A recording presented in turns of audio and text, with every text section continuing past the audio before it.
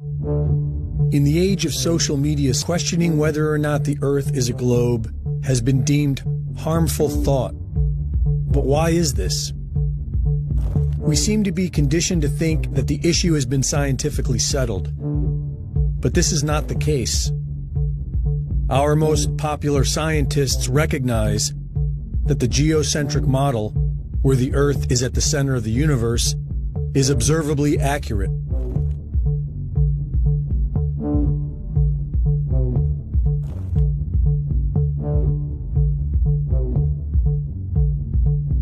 Edwin Hubble and Stephen Hawking went as far as to say that they reject the geocentric model not based on scientific reasoning, but rather because they find the thought of being at the center of the universe to be emotionally disturbing. Physicist George Ellis stated that you cannot disprove the geocentric model, you can only exclude it on philosophical grounds. The Michelson-Morley experiment in the 1880s proved the Earth was stationary, and Albert Einstein claimed this was a serious embarrassment and intended to disprove it with his relativity theory, but later admitted that he had failed to do so. We are conditioned to think that the heliocentric model is scientifically superior to the geocentric model, but when we apply scientific reasoning, we discover that this is not true. Contrary to popular thought, the scientific community has disputed the heliocentric model for centuries, such as the Earth's curvature. According to the heliocentric Earth model, the Earth is 24,000 miles in circumference, and if one were standing at sea level, they should only be able to see less than 3 miles before the surface of the Earth curves out of view. But this has been proven to be false for centuries, from the Bedford Level experiments of 1838 to modern photography. This photograph of Chicago was taken almost 60 miles away from Grand Mere State Park in Michigan. On a spherical Earth, this would be impossible. Using the Pythagorean theorem and the current dimensions of the Earth, the top of the tallest skyscraper should be 900 feet below the observable horizon. Local news explained this anomaly by claiming the image was a mirage. And what you're seeing here is a mirage. We typically would not be able to see this from the Lake Michigan shore. We talked about this last night. Conditions are right on the lake that we're actually seeing a mirage. They claimed that somehow light refraction and perfect weather conditions are responsible for creating a photorealistic mirage of the Chicago skyline, appearing to sit on the flat horizon from almost 60 miles away. Anomalies in the Earth's curvature can also be found in old lighthouses, able to be seen for several miles past what is possible on the heliocentric model, and weapons guidance systems that are capable of sighting targets that would only be possible on a flat plane. We are accustomed to observing ships disappearing over the curve, but with modern consumer cameras, we can observe that this seems to be an optical illusion based on light reflection and the laws of perspective. Many of us tend to think the planet is too big to observe curvature, but the empirical evidence tells us that either the surface of the Earth is a flat plane or the planet is at least 100 times bigger than we are told. Another very intriguing argument for flat earthers is Antarctica, the mysterious massive continent at our southern pole that nobody is allowed to explore. After sailing over 60,000 miles along the Antarctic coastline, Captain Cook was never able to complete the journey around the ice continent, which is supposed to be just under 12,000 miles around. Neither was James Clark Ross or the British ship Challenger. Nobody has ever successfully circumnavigated Antarctica. Many so-called flat earthers claim that these attempts failed because Antarctica is actually a massive ice barrier that surrounds the flat surface of the Earth. The azimuthal equidistant projection map, produced by the U.S. Geological Survey, has been used for centuries for the fact that all directions or azimuths are correct and all distances are at true scale. Studying this map, one can clearly see how man has been able to accurately circumnavigate the Earth on a flat plane model. And if it is in fact accurate, then it explains why after 60,000 miles, nobody has been able to completely circumnavigate Antarctica. Interestingly, this is also the map used by the United Nations.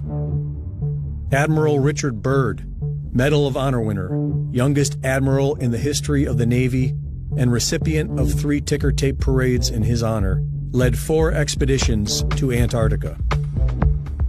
The fourth being a military operation known as Operation High Jump, with an aircraft carrier group, 4,700 men, 13 support ships, and 33 aircraft. Their stated mission was to establish the Antarctic research base Little America 4, but many believe the true nature of the secret mission was to root out the Nazis who arrived in 1939, claiming New Schwabia and setting up a Nazi presence in Antarctica. In 1954, Admiral Richard Byrd spoke on TV of an area bigger than the United States, with valuable resources, and announced a future of international exploration. Our very distinguished guest for this evening is Admiral Richard E. Byrd. Strangely enough, there's left in the world today an area as big as the United States that's never been seen by a human being.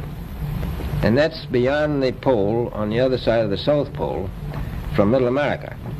We've found enough coal within 180 miles of the South Pole in a great ridge of mountains. It's not covered with snow, enough to supply the whole world for quite a while.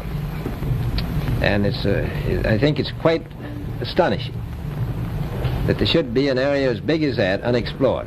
That's a tremendous challenge. There's a lot of adventure left down at the bottom of the world. Admiral, do you hope to see that? I do.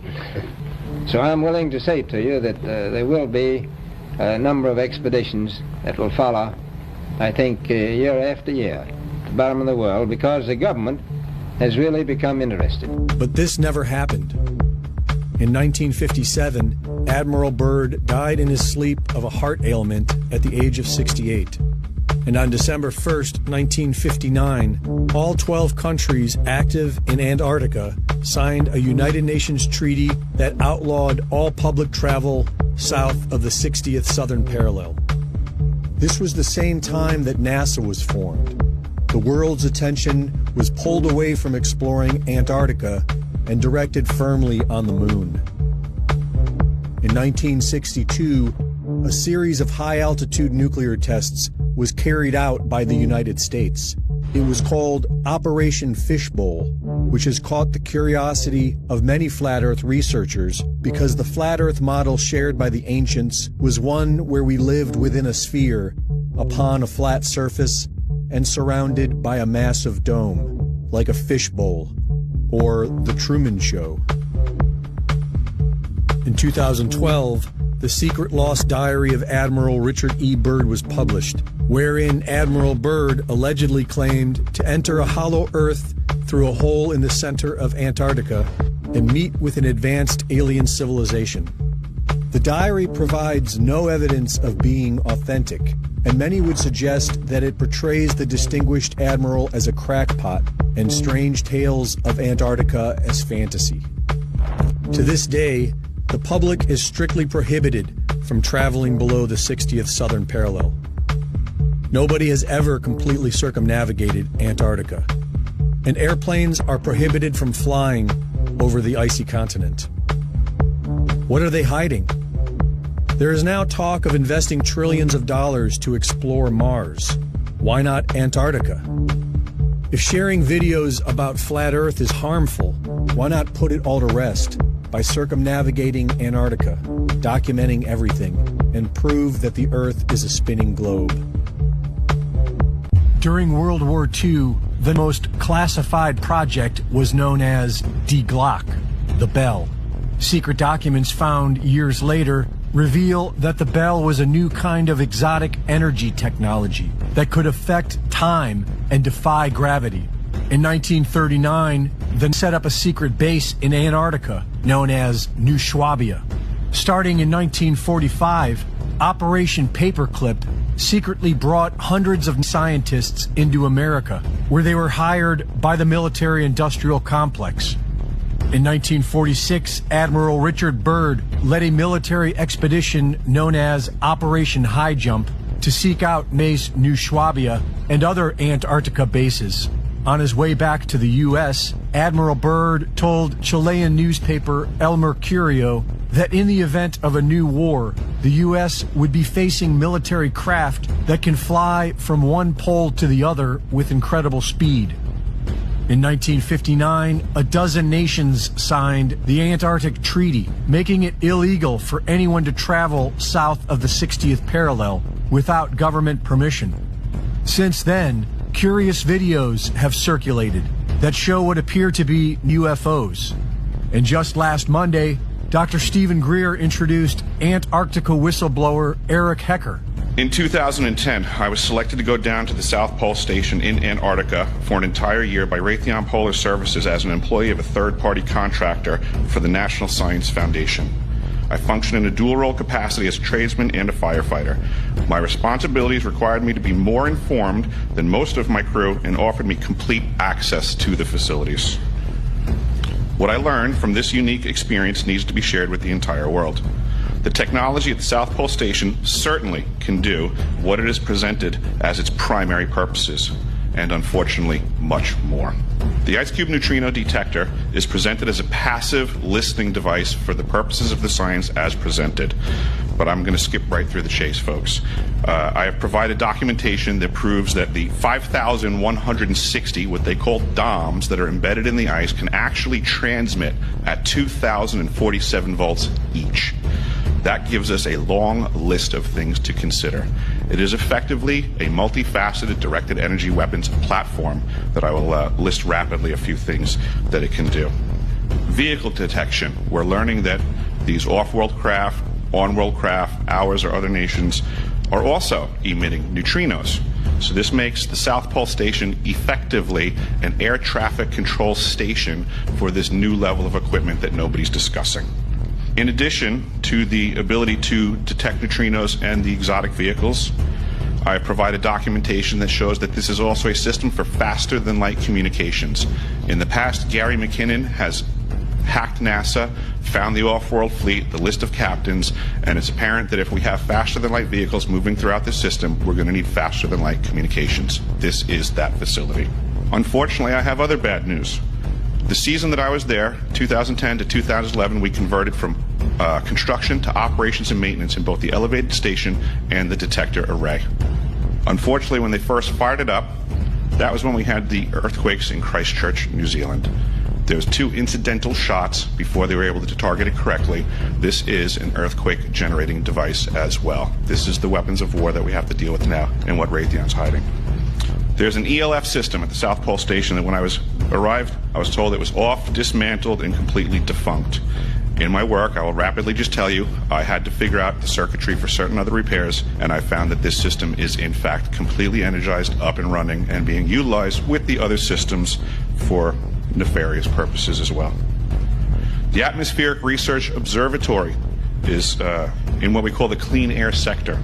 I witnessed myself a very powerful green laser shooting out of the top of this facility into the cosmos. This, I believe, is a secondary form of long-range communications and or a defense system. A question of power comes into play for all of these facilities that are present. I assure you, I knew what was going on, I knew the load demands of the facility, and all of these new items exceed the demand for the systems that I was presented. I am doing due diligence and research. I believe there is either a secondary power supply there that is either nuclear, that was there prior to the start of the Antarctic Treaty, which prohibits such things, and or that there is some sort of exotic power supply system there that just is not in the verbiage of the treaty, so it negates the responsibility to the parties involved.